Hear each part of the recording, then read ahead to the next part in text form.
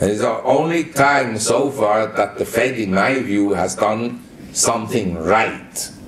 They shouldn't have increased rates. There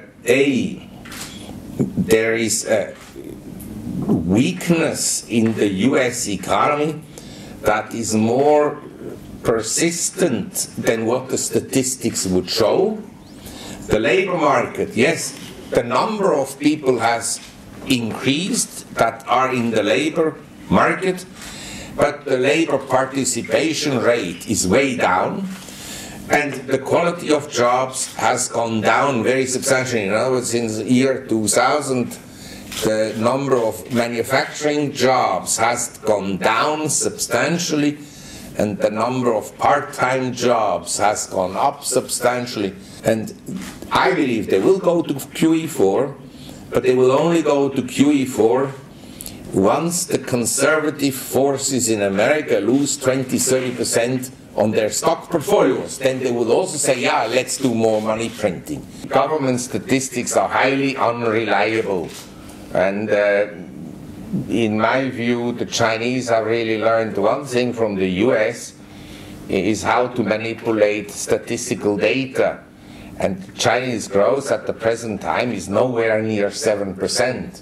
It's anywhere between 1% and, say, 4%. Now someone can maybe show me some sectors that are expanding more, but other sectors are contracting.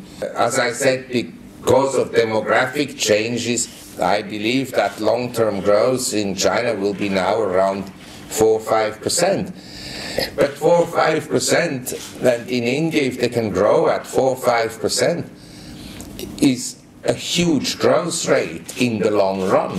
I think the property market in Hong Kong is likely to go down, because in other countries it's gone down already, but the decline in property prices occurred by slightly falling prices, not hugely, whereby in Singapore in some areas prices are down 50%, but partly also by the decline in the currency. So Hong Kong, as long as they keep the peg, is only one, and property prices therefore are vulnerable. But if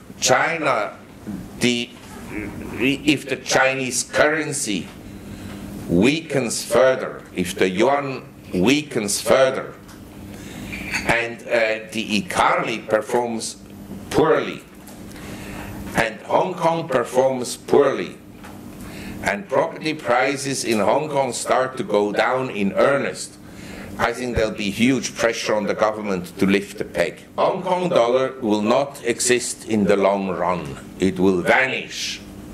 I don't see any reason why there should be Hong Kong dollar. People don't trust the yuan.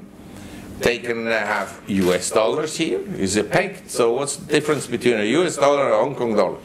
And if they trust the yuan, they can use the yuan. So what is the function of the Hong Kong dollar?